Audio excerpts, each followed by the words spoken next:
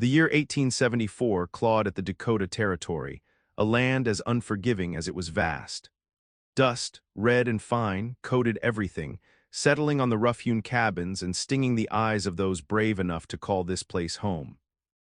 Winters bit with a cruel hunger, and summers baked the earth until it cracked like old pottery. It was a place where strength wasn't just admired, it was essential for survival. In a small, weathered cabin, two sisters, Alara and Lily, faced each day with a quiet determination. Alara, the elder by 5 years, carried the weight of their meager existence on her slender shoulders. Her hands, though still young, were calloused from endless chores, hauling water from the distant creek, tending a stubborn patch of corn, and mending clothes until the fabric was more patch than original cloth. Her eyes, the color of a stormy sky, held a deep, watchful wisdom born of necessity rather than age. She moved with a purpose, her braided hair often escaping its confines, a testament to her constant work. Lily, on the other hand, was a breath of springtime in their harsh world. Her laughter, a rare but joyful sound, could cut through the pervasive silence of the prairie. She was 15, with hair the color of sun-dried wheat and a spirit as wild as the untamed land around them. While Alara twirled with a grim focus, Lily often dreamed, her gaze drifting to the endless horizon, imagining a life beyond their hardscrabble existence. She loved to sketch the wildflowers that stubbornly bloomed in the dusty soil, her fingers often stained with berry juice from foraging expeditions. Their parents had passed on 2 years prior, victims of the fever that swept through the scattered settlements. Since then, Alara had become both mother and father, protector and provider. She watched over Lily with a fierce, unwavering love, a silent promise to keep her safe in a world that offered little comfort. Life was a constant struggle, a dance with hunger and hardship, but Alara faced it all, her resolve as unyielding as the Dakota winds. She knew that in this unforgiving territory, a moment of carelessness could lead to ruin, and a sister's mistake could carry a heavy price. One sweltering afternoon, a shadow fell over their quiet existence. Lily, with her yearning for beauty and a touch of youthful recklessness, had ventured too far from their cabin, drawn by whispers of a peddler's wagon making its way through the sparse settlements.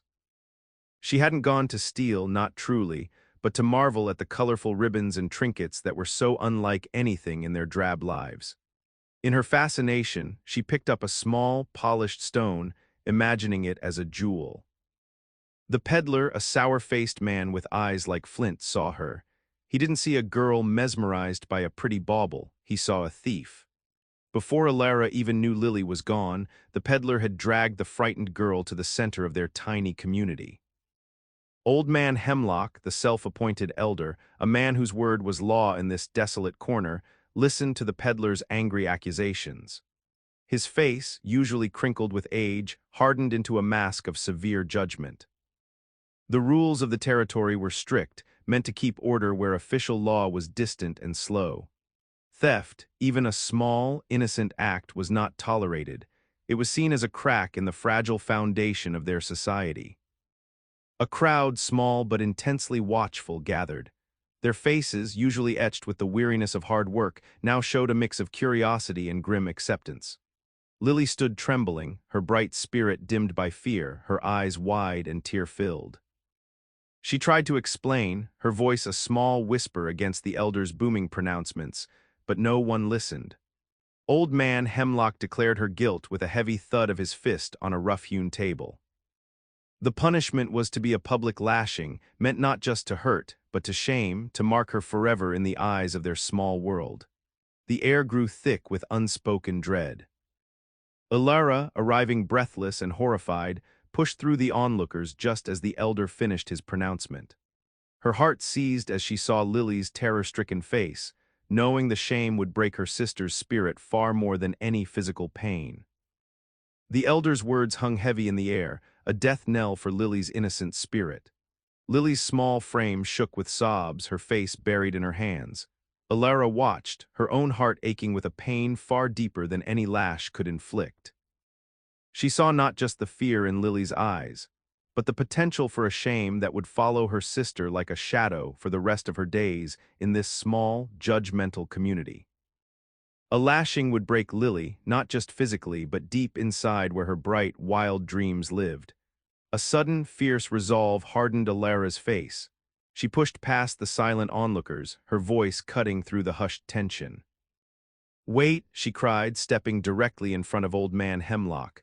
The crowd murmured, startled by her boldness. Old Man Hemlock's gaze, usually unwavering, flickered with surprise. "What is it, girl?" he grumbled, his voice laced with impatience. "She is but a child, elder," Alara said, her voice trembling slightly but firm. "She meant no harm, she simply saw a pretty stone." She glanced back at Lily, whose eyes, wide with confusion, met hers.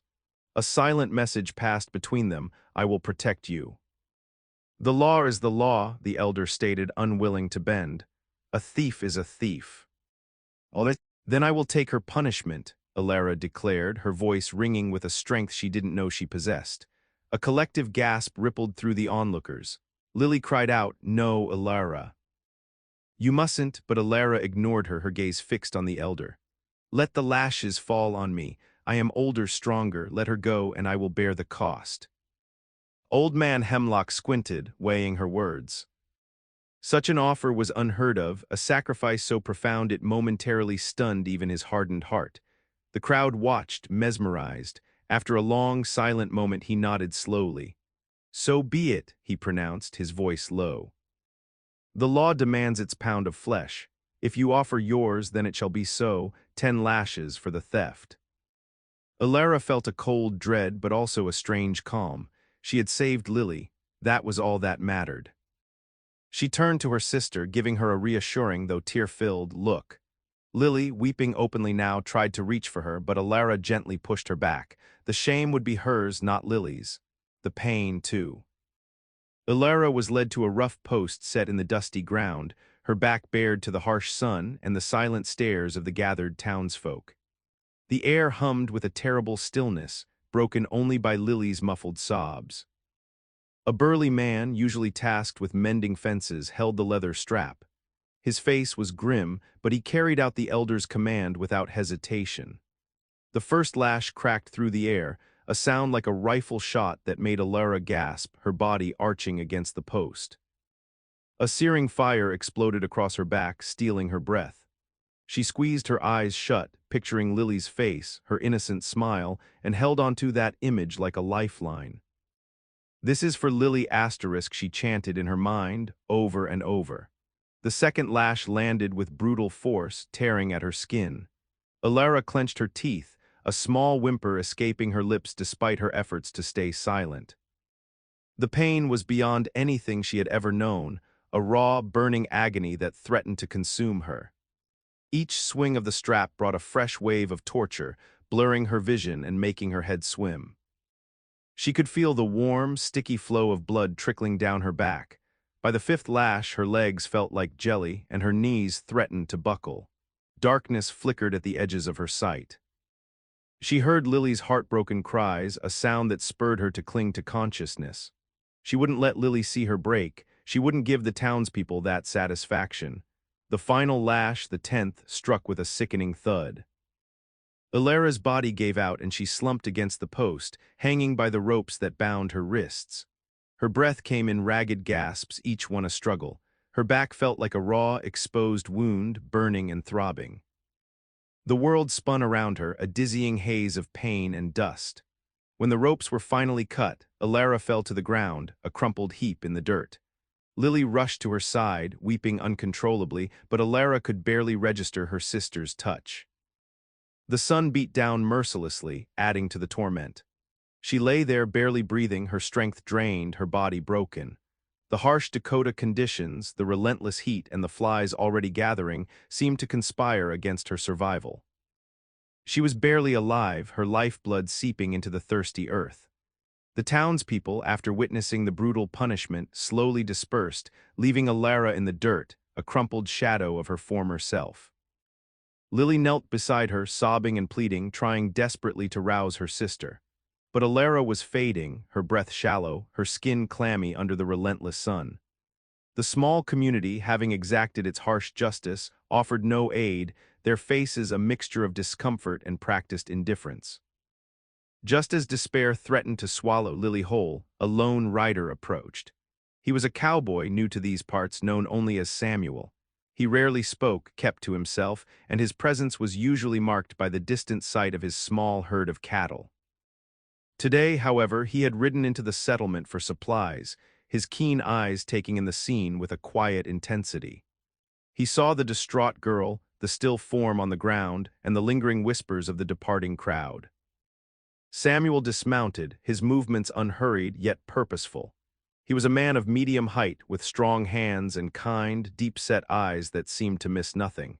He knelt beside Alara, his gaze softening as he took in her grievous wounds. He gently pushed Lily aside, his voice a low, steady rumble. "She needs help, child, and quick."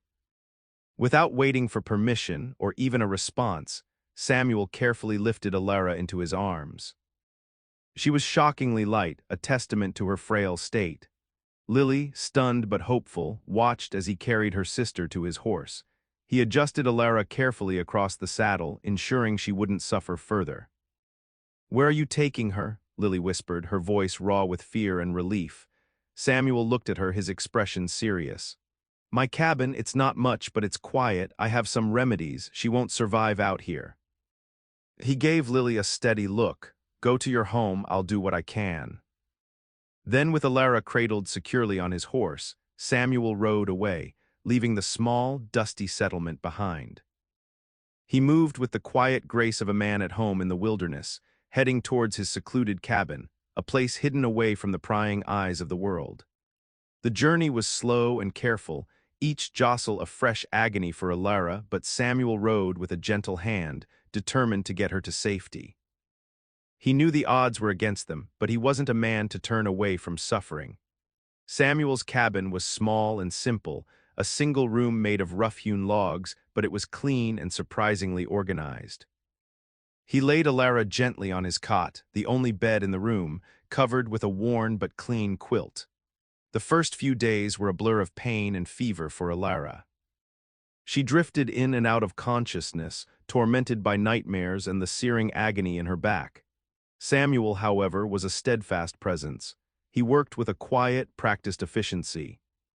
He boiled water, tearing strips from an old, clean shirt for bandages. With painstaking care, he cleaned her wounds, gently washing away the dried blood and dust, applying poultices made from herbs he gathered from the prairie.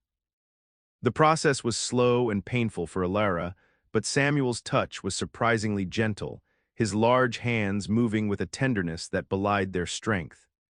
He changed her bandages often, keeping the wounds as clean as possible in a place where cleanliness was a constant battle. He fed her thin broths and sips of water, coaxing her to swallow even when she felt too weak. He didn't speak much, but his actions spoke volumes. He sat by her cot for hours, watching her, his brow furrowed with concern.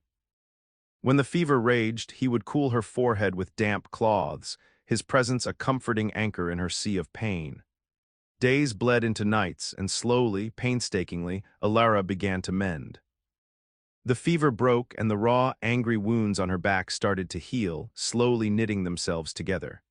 She was still terribly weak, her body thin and fragile, but the light of life, though faint, had returned to her eyes. Samuel never showed frustration or weariness. His patience seemed boundless. He moved around the cabin with a quiet grace, tending to his chores but always keeping an eye on her. He brought her fresh water, helped her shift positions to ease the discomfort in her back, and offered a steady hand when she finally gained enough strength to sit up. He was not just a cowboy. He was a silent guardian, a man who had taken on the burden of her survival without a single word of complaint or expectation. His gentle care was a balm not just for her physical wounds, but for her bruised and battered spirit, though she wasn't ready to acknowledge that yet. Even as the physical pain lessened and the wounds on Alara's back began to scab over, a different kind of hurt lingered. The raw, jagged scars that now marked her skin were mirrored by deeper, invisible ones in her heart and mind. She was alive thanks to Samuel, but her spirit felt bruised, fragile, and deeply withdrawn. She rarely spoke, her voice a whisper when she did. Her gaze, once so watchful and strong, now darted around the small cabin, filled with a quiet apprehension. Every sudden noise, every unexpected movement from Samuel made her flinch.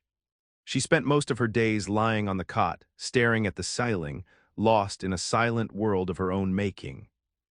The memory of the lashes, the public humiliation, and the cold, judgmental eyes of the townspeople replayed in her mind, a relentless, tormenting loop. She felt a profound sense of shame, not for what she had done, but for what had been done to her. The marks on her back were a constant reminder, a brand that she feared would never truly fade. She worried about Lily, wondering if her sister was safe, if she blamed herself. But the thought of returning to the settlement, of facing anyone, filled her with a paralyzing dread. Samuel observed her in his quiet way. He noticed how she tensed when he moved too quickly, how her eyes held a haunted look even when she was resting. He understood that healing a body was one thing, but mending a broken spirit was another entirely. He continued to care for her physical needs, bringing her food and fresh water, changing her bandages with the same gentle hands. But he also gave her space, speaking only when necessary, his voice always soft and reassuring. He would sometimes sit outside the cabin, playing a mournful tune on a harmonica, the notes drifting in through the open door. It was a simple sound, but it was a comfort, a gentle presence in her silent suffering. Alara, though still fearful and withdrawn, found a tiny bit of solace in those melodies, a small crack in the wall of her despair. She knew Samuel was kind, but she couldn't shake the feeling that she was forever marked, forever changed by the brutal events. Her scars were healing, but her heart remained locked away, guarded by fear.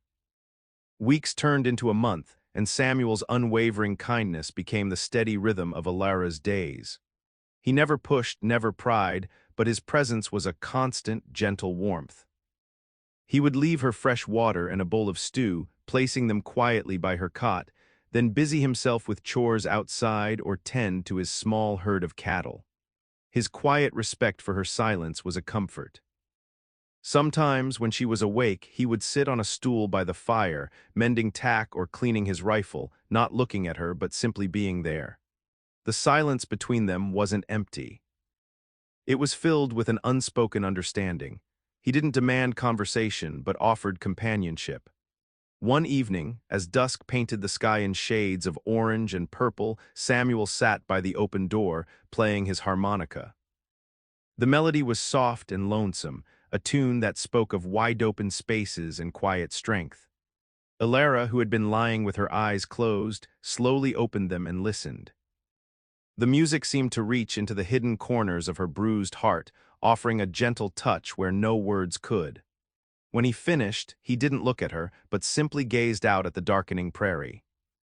"That's a pretty tune," Alara whispered, her voice raspy from disuse. It was the most she had spoken in weeks. Samuel turned, a soft, almost imperceptible smile touching his lips. "It's an old one," he replied, his voice calm and warm. "My mama used to sing it." A small, hesitant conversation began that night. It wasn't about her pain or the past, but about simple things. The taste of the stew, the flight of a hawk, the coming change in weather. Each shared word was a tiny thread, weaving a fragile connection between them. Alara found herself slowly, almost imperceptibly, relaxing in his presence. She began to anticipate his return from his work, finding a strange comfort in the creak of the door and the quiet hum of his movements. His patience was a balm. He saw her fear, her pain, her shame, but he never judged. Instead, he offered a steady hand, a quiet presence, and a kindness that slowly, day by day, began to chip away at the fortress she had built around her heart.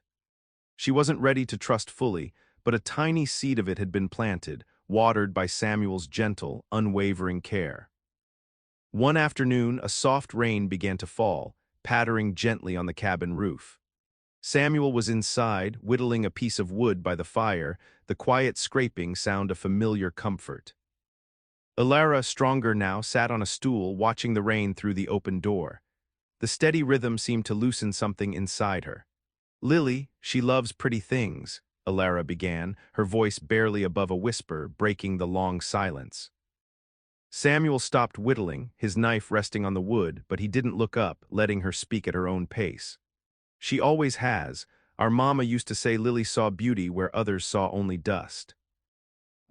Ilara's gaze drifted to her hands, tracing the lines on her palms. When our folks passed, it was just us. I promised myself I'd keep her safe, keep her spirit bright. A tear traced a path down her cheek, a rare show of emotion. That peddler's stone, it was nothing, but they would have marked her, shamed her forever. Her voice cracked with emotion. She's so young, so full of life. I couldn't let them take that from her.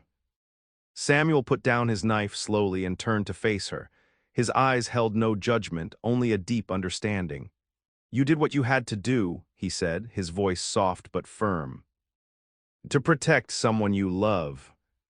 Ilara looked at him then, truly looked at him, and saw the steady kindness in his gaze.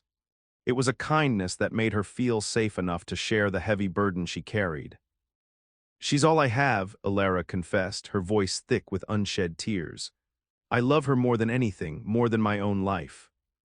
She went on, speaking of their hard life, of the dreams Lily held, of the fear that had gripped her when she saw her sister accused. Samuel listened, his posture attentive, his presence a quiet anchor. He didn't offer advice or platitudes, just a listening ear and a steady, compassionate gaze. For the first time since the lashing, Ilara felt a little lighter, as if a small part of the heavy weight on her soul had been lifted. Sharing her story, her reasons, her profound love for Lily, felt like letting out a breath she had been holding for too long. As Ilara continued to heal, both in body and spirit, Samuel's quiet influence began to reshape her view of herself. One evening, as he changed her bandages, his fingers brushed gently over the raised, angry lines on her back. Ilara flinched, pulling away slightly, a familiar wave of shame washing over her. They're ugly, she whispered, her voice barely audible. Marks of shame. Samuel paused, his movement still. He didn't argue, didn't try to dismiss her feelings. Instead, he looked at her with his deep, steady eyes. No, Ilara, he said softly, his voice a comforting rumble. They are not ugly, they are marks of courage. He continued to clean the wounds, his touch as respectful as always. Most folks, they'd run from that kind of pain. Most folks wouldn't stand up for another not like that. You took on another's burden, you saved her. That's not shame, Ilara, that's strength, that's love. His words, spoken with such quiet conviction, resonated deep within her. She had always seen the scars as proof of her humiliation, a brand. But Samuel saw something else entirely. He saw the fierce, protective love she held for Lily, the unwavering courage that had allowed her to endure such agony. Over the next few days, Samuel continued to reinforce this new perspective. He would talk about the strength of the land, how even the scarred earth could bring forth new life. He would speak of the brave mothers in his own family, their sacrifices for their children. He never directly compared her to them, but his stories painted a picture of a world where sacrifice for love was the highest virtue, not a cause for shame. He helped her to move more freely, encouraging her to take short walks outside, always staying close by. He never looked at her scars with pity, but with a quiet respect that slowly, gently, chipped away at her self-consciousness. Ilara began to see her reflection in the small, cracked mirror in a new light. The jagged lines were still there, but now, when she touched them, she felt a flicker of pride, a quiet understanding of the immense strength they represented. Samuel had not just healed her body, he was teaching her to heal her perception of herself, transforming her marks of pain into badges of honor.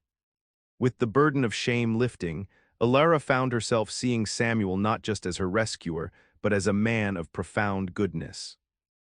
The quiet understanding between them deepened.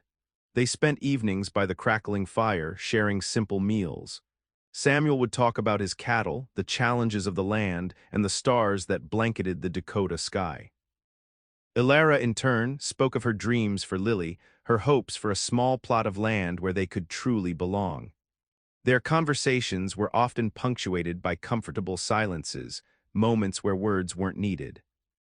A glance, a shared smile, the gentle brush of hands as he passed her a cup of water, these small gestures wove a delicate thread between them.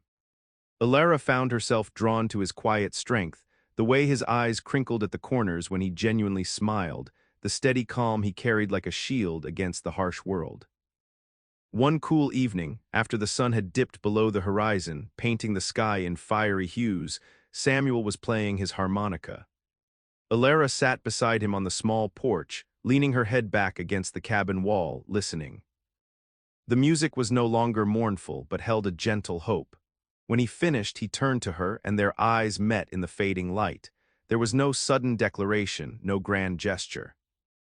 Just a quiet awareness that had been growing between them, nurtured by shared suffering and unwavering kindness.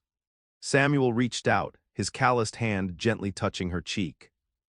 Alara leaned into his touch, her heart once so guarded, now open and receptive. In his eyes, she saw not pity, but profound respect and a warmth that promised solace. Their first kiss was as soft and hesitant as a prairie breeze, yet it held the weight of everything they had endured. It was a kiss built on weeks of trust, on shared hardships, and on the deep, unspoken understanding that had grown between them. It wasn't a whirlwind romance, but a tender love, rooted in resilience and the quiet strength of two souls finding comfort and healing in each other's presence. Alara knew, with a certainty that settled deep in her bones, that Samuel saw past her scars, past her past, and into the true heart of her. And in his love, she found a place of belonging she hadn't known she was searching for. Weeks stretched into months. Alara's body had healed, and her heart, too, was mending under Samuel's gentle care and growing love. Yet a part of her still worried about Lily, her younger sister. She knew Lily had been left alone in the settlement, and the thought often brought a shadow to her newfound happiness. One dusty afternoon, a lone figure appeared on the horizon, riding towards Samuel's cabin. Alara watched from the porch, her heart pounding with a mix of dread and hope. As the rider drew closer, her breath hitched. It was Lily. But not the same Lily she remembered. The girl who dismounted was taller, her movements more deliberate. Her youthful brightness had been replaced by a quiet thoughtfulness, and her eyes, though still the color of sun-dried wheat, held a depth Alara hadn't seen before. Lily's clothes were neat if simple, and she carried a small, worn satchel. She looked older, wiser, touched by the hardships of a world she had once only dreamed of. Lily's gaze fell upon Alara, and her eyes filled with tears. She ran forward, not with her usual carefree energy, but with a desperate urgency. "Alara, oh Alara," she cried, throwing her arms around her sister. Alara held her tight, tears streaming down her own face. When they pulled apart, Lily held Alara's hands, her gaze fixed on her sister's face. "I'm so sorry," Lily whispered, her voice thick with emotion. "I should never have, I was so foolish." Her voice trembled with deep remorse. "I tried to find you, Alara, but no one would say where you'd gone. I left the settlement as soon as I could, learned to make do on my own, and asked everyone I met if they'd seen you. I never stopped looking." Alara could see the truth in her sister's eyes, the profound gratitude, the genuine sorrow for the pain she had unintentionally caused. Lily's spirit hadn't been broken, as Alara had feared, but it had grown, strengthened by hard-won wisdom. She was no longer just the dreaming child, she was a resilient young woman. The experience had marked them both, but it had also forged something stronger in Lily, just as it had in Alara. Lily's return, and the clear evidence of her growth and remorse, lifted the last heavy weight from Alara's heart. With her sister safe and her own spirit mended by Samuel's love, Alara could finally embrace the new life that had unfolded before her. She no longer saw herself as a victim of a cruel fate, but as a woman forged by fire, stronger and more resilient than ever before. With Samuel's unwavering support, she began to build a life in the secluded cabin that had once been her place of healing. They worked together side by side, tending to Samuel's small herd, expanding their garden and making the cabin a true home. Alara, once so burdened, found joy in the simple rhythms of their days. The smell of coffee brewing in the morning, the warmth of Samuel's hand in hers as they watched the sunset, the quiet satisfaction of a day's honest work. Her scars, though still visible, no longer brought a flush of shame to her cheeks. Instead, she saw them as a testament to her enduring love for Lily, a symbol of the strength she had found within herself. Samuel never looked at them with anything but respect, and his acceptance was a constant balm. He saw past the physical marks to the fierce heart that beat beneath them, and in his eyes, Alara saw her true self reflected back, whole and loved. Lily, now a young woman of quiet determination, often visited, bringing news from the scattered settlements and sharing her own hopes for the future. She had found work with a kind family a few days' ride away, and her dreams were now rooted in practical plans, though her love for beauty still shone in her eyes. The sisters' bond, once tested by hardship, was now deeper, strengthened by sacrifice and forgiveness. Alara had found a peace she never imagined possible. The harsh Dakota territory still presented its challenges, but she faced them with a partner by her side, a man who cherished her, scars and all. Her past had been filled with suffering, but from that suffering a profound love had grown, giving her a future filled with happiness and a quiet sense of belonging. She was no longer just surviving, she was thriving. The sun dipped low, casting long shadows across the prairie as Alara and Samuel stood together outside their cabin, his arm warm around her waist. Lily had left a few days prior, her heart lighter and her spirit bright, promising to visit often. The quiet of the evening settled around Alara, no longer a source of fear, but of profound peace. Alara leaned her head on Samuel's shoulder, looking out at the vast, untamed land that stretched before them. It was still a harsh place, full of challenges and unexpected turns, but now it felt like home. She thought of the journey she had taken, from the terror of the lashing to the quiet comfort of Samuel's cabin, from deep shame to a love that healed every wound. Her scars, once a heavy burden, were now simply a part of her story, a silent testament to the fierce love and courage that had saved her and shaped her. Samuel gently squeezed her hand. "It's a good life, Alara," he said, his voice soft, his gaze also on the horizon. "A hard one sometimes, but good." Alara smiled, a genuine, radiant smile that reached her eyes. "It is," she agreed. "Better than I ever dared to dream." They stood there for a long time, watching the stars begin to prick the darkening sky, each point of light a distant hope. Their future wouldn't be without its struggles. Life in the Dakota Territory rarely was, but they would face them together, two strong hearts united by shared suffering and a love that had bloomed in the most unlikely of places. Samuel's patience had healed more than her body. It had healed her very soul, showing her that even from the deepest pain, something beautiful and enduring could grow. Their story was a quiet song of sacrifice, resilience, and the powerful healing force of love. It was a testament that even in the most unforgiving lands, hope could take root, and hearts could mend, finding joy and a peaceful future. The wind whispered across the prairie, carrying their silent promise of a life built on strength, tenderness, and a love that would endure like the ancient hills themselves.